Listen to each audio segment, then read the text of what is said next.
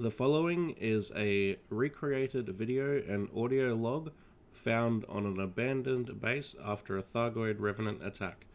The video and audio has been reconstructed and may contain some glitches.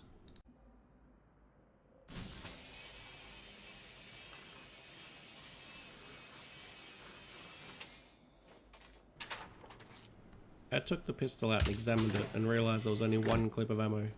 Next stop would have to be the storage area. I needed to find a power core or an SRV or something. Moving towards the external door, I used my energy tool to pop it. It whooshed open fast and noisy. I peeked outside. None of the drones seemed to have noticed. Foolishly, I decided on an experiment.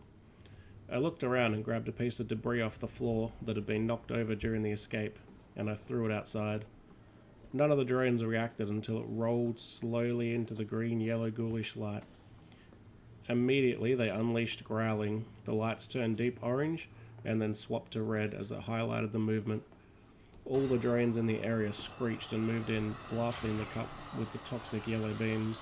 One even launched a glob of that explosive liquid. I shuddered, stepping back. If I was going across the open ground to the storage area and then again to the hangars, I couldn't let them see me. I cannot touch those pools of light. I sat and watched, observing their patrol patterns for what seemed like hours, but in reality was probably only minutes. Taking a breath, I checked that the safety was off on the pistol, and holding that breath in, I inched outside, squashing myself against the wall as I wound my way towards the next building. Shadow didn't seem to affect their sight. I just had to stay out of the light pools.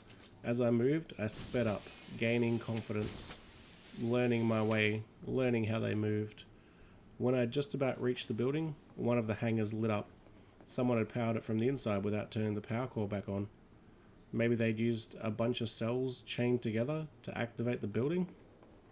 I crouched down and watched as all the drones turned towards it, and with the opening of the roof and the hatch raising on the platform, they proceeded to incinerate the small ship and the people inside it. I gasped and fell backwards, realizing that even if I did find a ship, I was stuck here, unless someone destroyed these drones or they decided to leave on their own. The crashed ship might have a power converter. It had fallen just outside of the range of one of the light pools, so I might be able to work my way over there eventually. I had heard about scavengers pulling power cores from ships, but the odds of this one being undamaged were pretty slim. The amount of damage those lasers do to the ships is unbelievable. On the way to the storage area to check for the SRV, I cut into the building, overloaded the panel, and walked inside. I made my way around the building, looking in the corners and behind the crates. I could hear the goids outside roaring, still hunting me.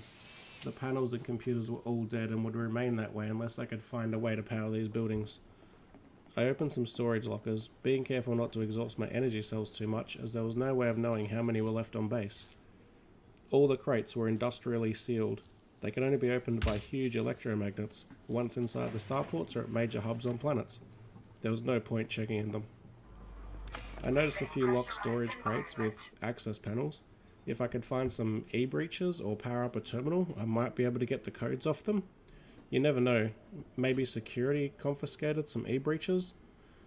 I did a quick recon of the building, just around the outside, up the stairs, into the offices. Nothing useful apart from some titanium plating that I might be able to use to reinforce a door or wall with. I'd have to try either for the SRV I knew was out there by the landing pads, or the crashed ship. I needed that power converter.